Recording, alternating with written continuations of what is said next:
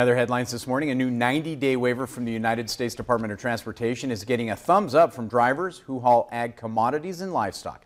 MTN's Russell Nemitz tells us more in this morning's Ag Feature.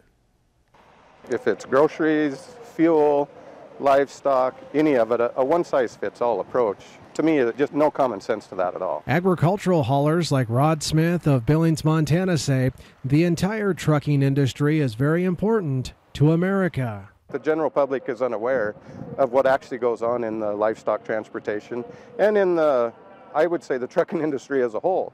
They go to the store, they get their milk, their butter, their bread, their meat. They don't know how it gets there. They just go there and expect it to be there. Russ Christopherson is captain of the Billings District Motor Carrier Services and says even though the ELD technology is new for the U.S. trucking industry, the same hours of service rule hasn't changed. The purpose of the ELDs is just a different way to record your hours of service. So basically, instead of having a paper logbook, the ELDs now just do it electronically.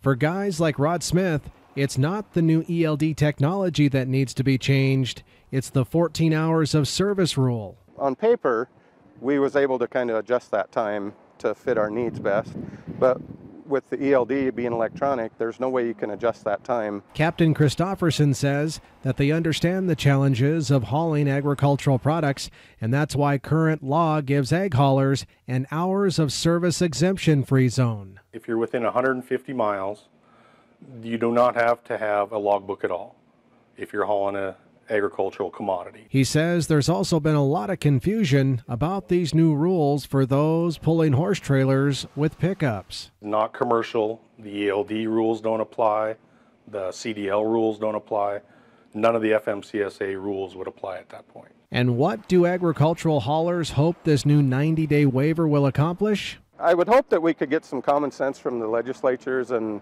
even as far up to President Trump to get some stuff done with this, some common sense rules.